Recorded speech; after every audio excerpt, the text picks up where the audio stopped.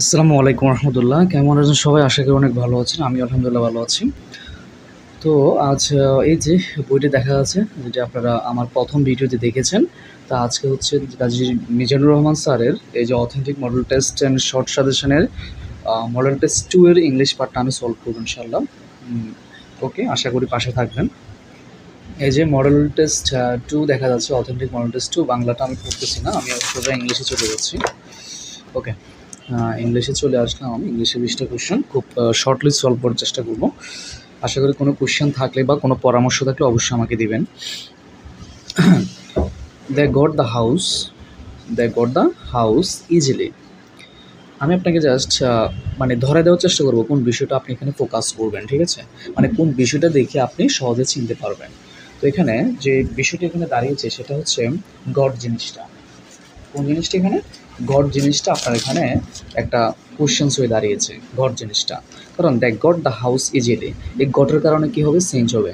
আপনি যদি চিন্তা করেন নর্মালি রাইট ফর্ম ভার্ব হিসেবে যদি চিন্তা করেন, এখানে একটা ভার্ব আছে, যদি দ্বিতীয় ভার্ব থাকে তাহলে ভার্বের সাথে আইএনজি হবে।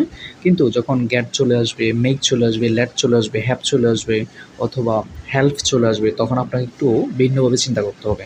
কেননা এখানে গডটা হলো পজিটিভ ভার্ব। কী ভার্ব? Positive verb. ওকে, একটু খেয়াল করুন।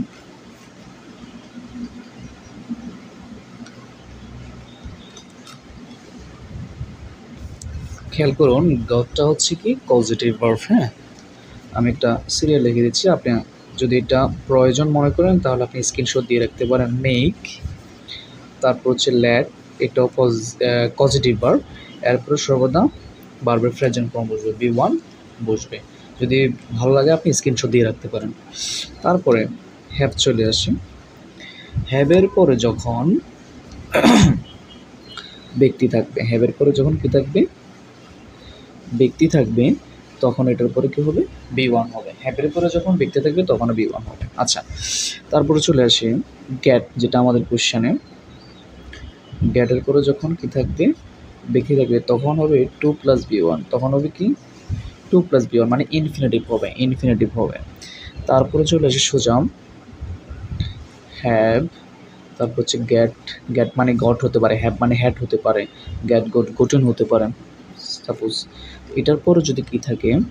বস্তু থাকে। কী থাকে? বস্তু থাকে, তখন আপনি দিবেন বি থ্রি। তখন আপনি কী দেবেন? ভার্বের ফার্স্ট পার্টিসিপল দেবেন, বি থ্রি দেবেন। তারপরে আরেকটা লাস্ট ওয়ান হচ্ছে হেল্প। ওকে, হেল্পের ওপর আছি, ইচ্ছে যদি করেন তাহলে বি ওয়ান দিতে পারেন, নাহলে টু প্লাস বি ওয়ান দিতে পারেন, কোনো সমস্যা নাই।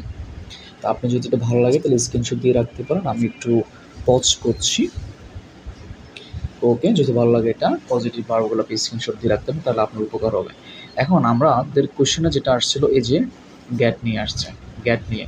গ্যাট ব্যক্তির পরে টু প্লাস বি ওয়ান, গ্যাট বস্তুর পর হচ্ছে বি থ্রি। দেখি আমরা কোনটা পড়ছে আমাদের ইয়েতে। দেখেন, দ্য গট দ্য হাউস। এখন গ্যাটটার পরে কি আসছে? বস্তু আসছে না, নাকি ব্যক্তি আসছে? হাউস কি ব্যক্তি না বস্তু? ডেফিনেটলি বস্তু। তো বস্তু দেখলে বি থ্রি। আপনি যদি এই যে পজিটিভ ভাবটা একটু আগে দেখাইলাম যে লিস্টটা, আপনি যদি মুখস্থ করেন তাহলে আপনার জন্য কোনো কষ্ট হবে না আশা করি। তাহলে আপনি এখানে অ্যান্সার পেয়ে গেছেন, মেইড বি থ্রি। আর এখানে কোনো বি থ্রি নাই, আশা করি বুঝতে পেরেছেন। 22, 22 number. Everybody will go there to meet with you. প্রত্যেকেই সেখানে যাবে টু মিট উইথ ইউ, তোমার সাথে সাক্ষাৎ করতে। ওকে, এখানে এভরিবডির নিচে আন্ডারলাইন দেওয়া আছে। হেয়ার এভরিবডি ইজেন, মানে এভরিবডি শব্দটিকে ডিস্ট্রিবিউটিভ প্রোনাউন নাকি অ্যাডজেক্টিভ অফ নাম্বার নাকি রেসিপ্রোকাল প্রোনাউন নাকি ইনডেফিনিট প্রোনাউন, সেটা আপনাকে একটু খুঁজে বের করতে হবে। আমি আবারও লিখে দেখাচ্ছি। ওকে, এভরিবডিটা কোথায় পড়ছে? ওকে, খেয়াল করুন, প্রথমে অপশন ছিল কি এখানে? Distributive pronoun. ডিস্ট্রিবিউটিভ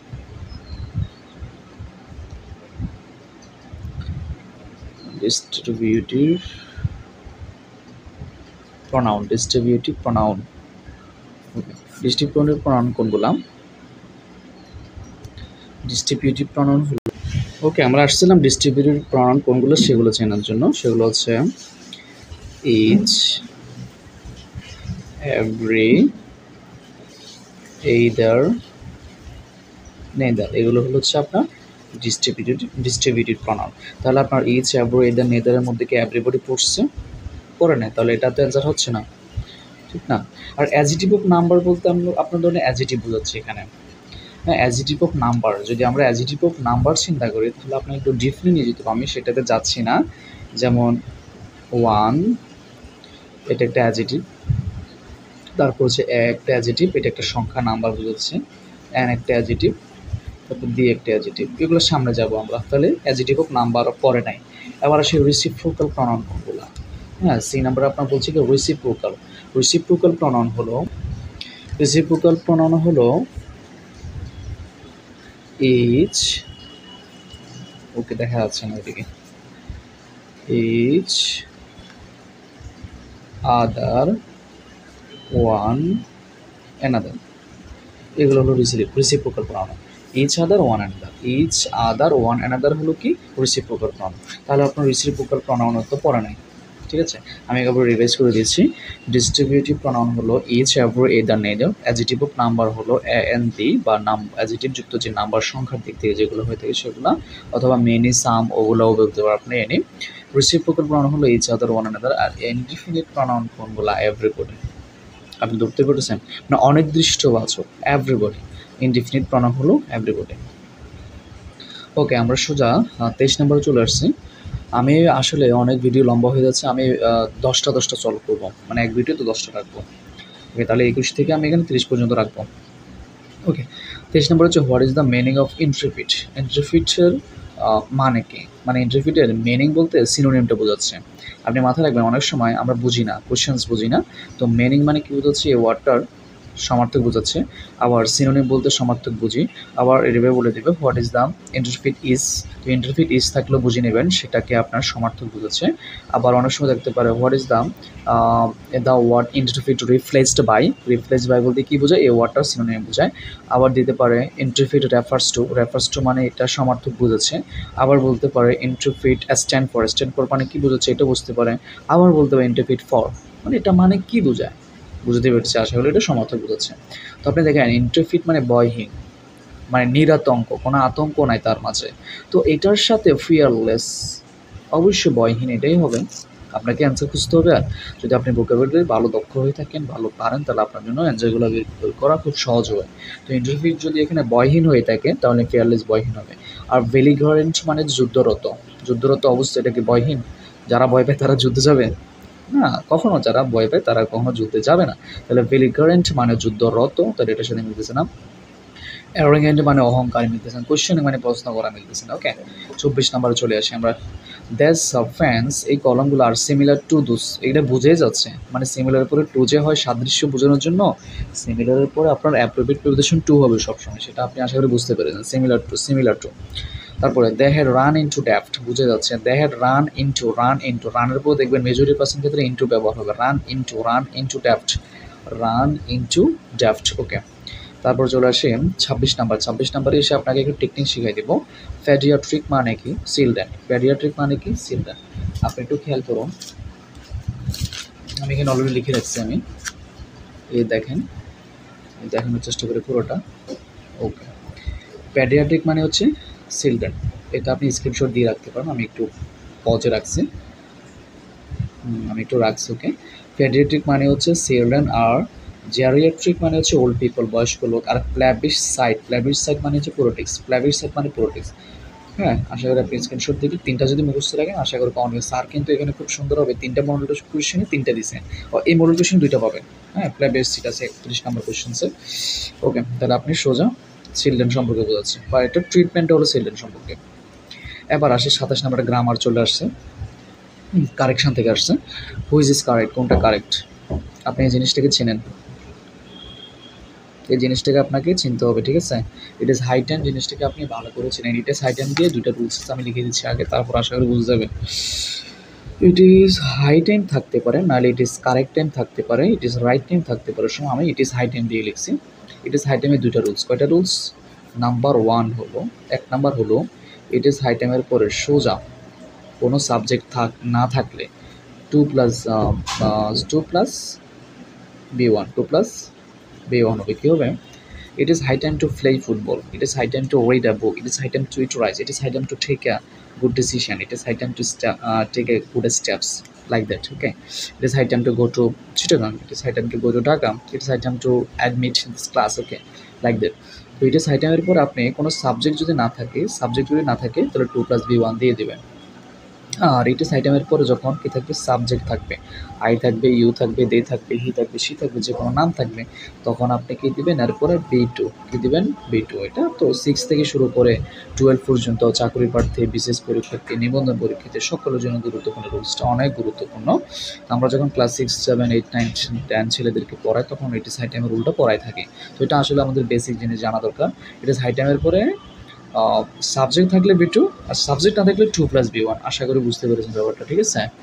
10 মিনিট হয়ে গেছে, কিন্তু আমি বেশি লং করবো না, পুরি কভার করা যায় না আসলে।